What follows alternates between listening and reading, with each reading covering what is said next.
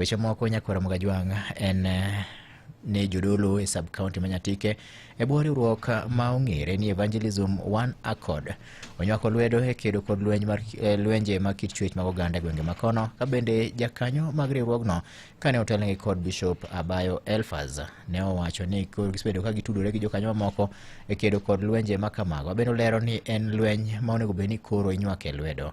Kowuok e kaunti ma Migori, Joe Juma gi ler mathoth e wachni. Jodolo mowuok e sub-county Manyatike burok margi mong'ere kaka Nyatike Evangelism One Accord kata NEOA mabende kod nyime kod okang' mar kedo kod lwenjego mag kit chwech e sub-county no, wacho ni lwenje mag kit chwech koro nyalo mana rumo ka oganda koro nywako lwedo. Jak morwokni mar jodolo sub-county Manyatike Elfaz Abayo wacho ni nyaka sani kaka jen kanisni koro gidhi nyime mar wuoyo kod oganda e migepe mopogore opogore mar ng'eyo kaka koro nyalo bedo kamoro achiel mar kedo kod lwenjego mag kit chwech. Abayo wading'o bende koro miyo koro wuok oko kaka jokanyogo mag kanisa mar kedo kod lwenjego mag kit chwech en medruok mag mako yemo mondo e kind rawere kaachiel kod dhawo ma kinde ka kinde e udi. Moyiw osemedore.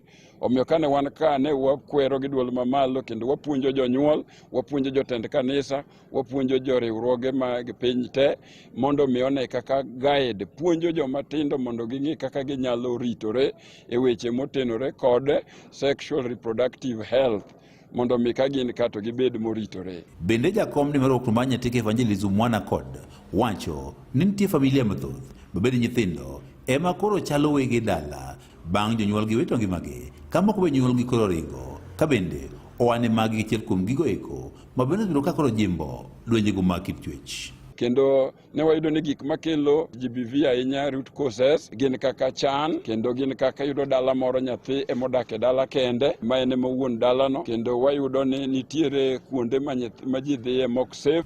Mae nosir kod Pastor David Mwambu obede koro kono jonyuol ne wachuno nyithindgi manyiri kod ken momondo.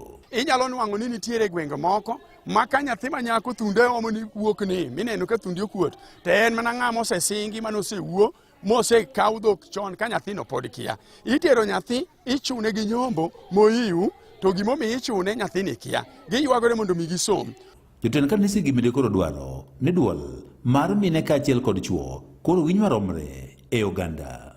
Mine be nigi sauti, gimbe nyaka migi e dwol, ok ni dichwe matieko te. To mine bende wawuoyogo ni sani mine bolokore athongo. Mine moko bende sando chwo kendo goyo nyaka chwo. Gimbe gitiyo gi feminism e yo mamalo.